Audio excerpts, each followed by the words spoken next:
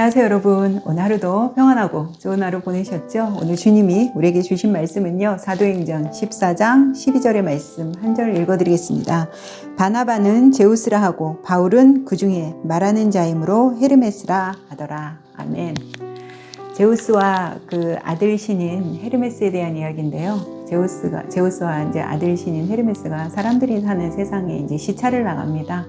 한밤중에 여기저기 이 집 저 집 방문을 하지만 누구도 이 두 신을 영접하는 사람들이 없었고, 또 이 사람들이 온 것에 대해서 방문을 다 거절하는 겁니다.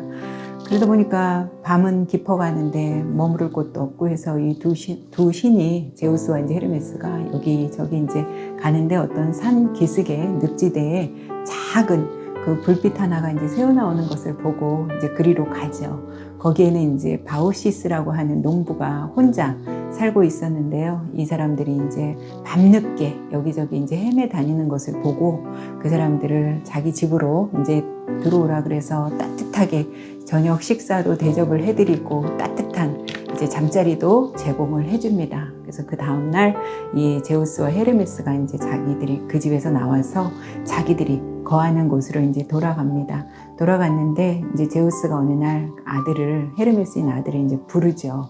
그러면서 뭐라 그러냐면, 헤르메스야, 우리가 인간들이 사는 세상에 시차를 나갔는데 참 인간들 각박하고 참 못돼 먹지 않았니? 이제 그 아버지가 이제 아들한테 물어보는 거예요. 그러니까 이제 헤르메스가 네, 정말 그렇더라고요. 어쩌면 이렇게 따뜻하게 맞이해주는 사람도 하나 없고, 밤늦게 여기저기 이제 이 집 저 집 기웃기웃 하는데도 문도 안 열어주고 뭐 대접도 안 해주고 다 방문 거절하고 이제 그랬다면서, 이 제우스가 이제 뭐라 그러면, 그러면 좀 이 세상 사람들을 좀 혼내줄까? 막 그러는 거예요. 그러니까 이제 아들 헤르메스가 네, 저도 그렇게 생각합니다. 아버지, 어떻게 할까요?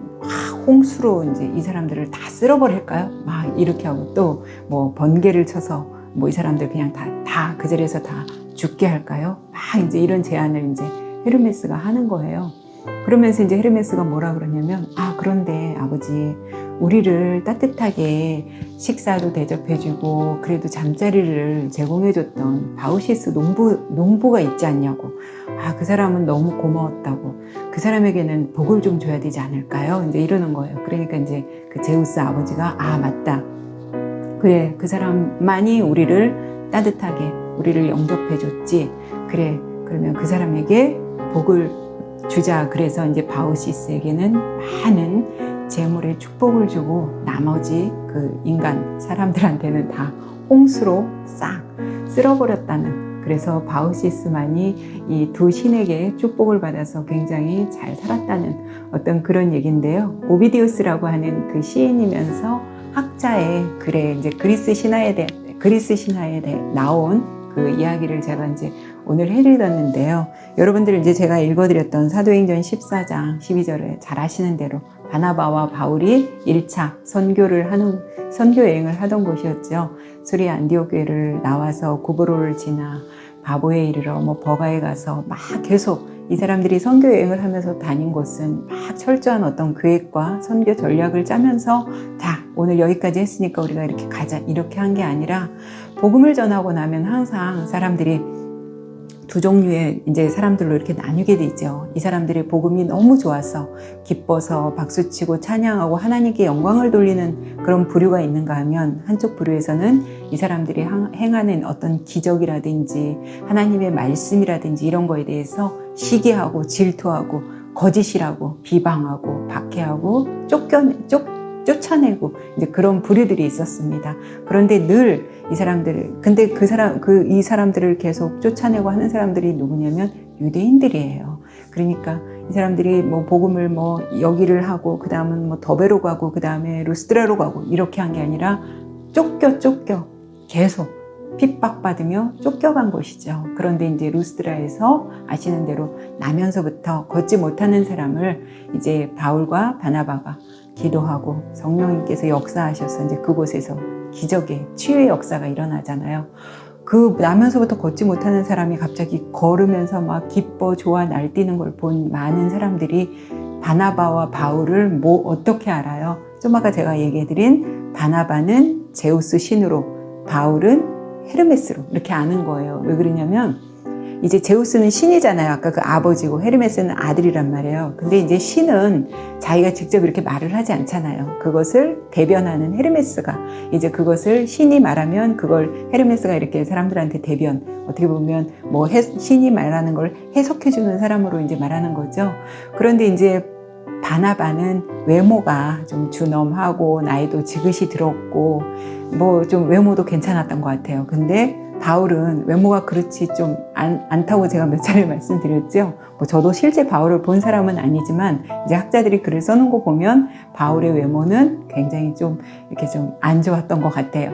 그러다 보니까 이제 사람들이 바나바는 지금 말을 안 하고 있고 바울이 지금 설교하고 말을 하잖아요. 그러니까 바나바는 제우스 신이구나. 바울은 옆에서 이렇게 말하고 하고 뭐 해석해 우리한테 말해주고 이러는 거 보니까 헤르메스구나 라고 이제 그렇게 생각을 한 거죠. 그래서 여러분 왜 영어에서 해석학이라는 그 영어가 허무니틱스라고 하죠. 그 허무니틱스가 바로 이 해석학인데 이 헤르메스 이 여기서 나온 이제 영어거든요. 그래서 사람들이 어떻게 합니까? 이제 바나바를 제우스 신으로 바울을 헤르메스로 이렇게 해서 막 이 사람들을 추앙해요. 막 신격화시키면서 제우스 신한테 제단에 이제 제사를 지냈던 것처럼 이 사람들한테도 막 살찐 소를 잡아오고 화환 있잖아요, 여러분. 그거를 여기다 막 두면서 이 사람들에게 이제 정말 제사를 지내려고 하니까 이걸 본 바울과 바나바가 화들짝 놀라면서 이게 지금 뭐 하는 짓이냐. 우리도 당신들과 우리 신이 아니다. 우리도 당신들과 성정이 똑같은 사람이다. 지금 이제 그 얘기를 하는 오늘 본문입니다.